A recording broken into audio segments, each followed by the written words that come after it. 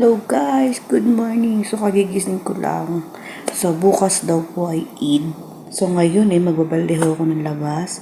Mag-general clean na tayo para bukas.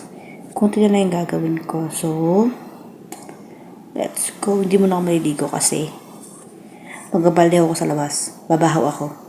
So pagtapos ko lang magbaldeho, saka ako magliligo. See you around.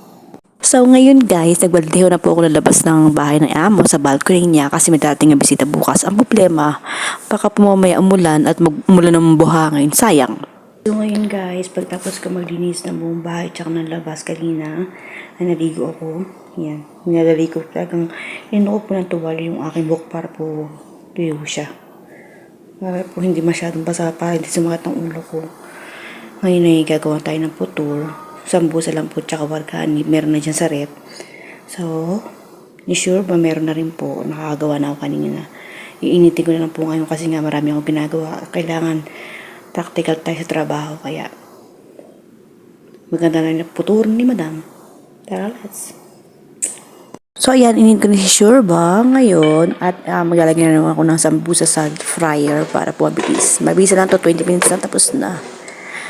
At mag-serve tayo ng ating putol kay madam. Ayan. Kasi hindi naman po ganun karami ang akin niluto. Kaya mabilisan lang po talaga. Yes. Let's go na. Serve na tayo kay madam. Ayan.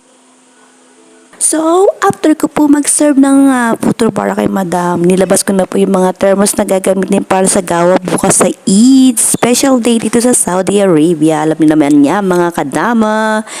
At yan, naglalagay na ako ng asukal sa lagayan ng asukal para sa mga tea. At maglalagay naman ako ng lagayan ng tamor. Social yan, ang ganda. 2 box lang. So, pag nakita niyo siya sa personal, napaka-cute niya, simple. Ceramic style, ayan. Tignan niyo ang cute niya. Nakaka-love. So, after niya, naglabas naman ako ng pinjan para po sa gahawa para bukas. So, hugasan po natin lahat yan.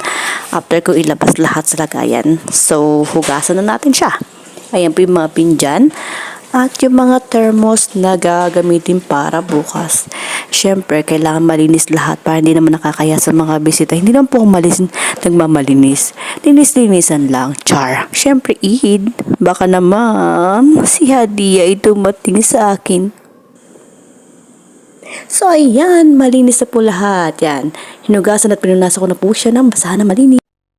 So guys, sulit po yung pagod ko ngayon, yung paglilinis sa labas, pagbabaldeho, paglilinis sa buong bahay, pagkahanda ng mga gagamitin para bukas. So ngayon, hindi pa ako tapos sa actually. Aanin ko yung sala para bukas umaga pagising.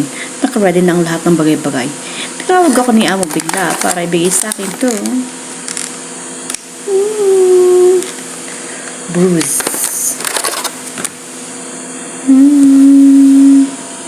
Ay. Diba?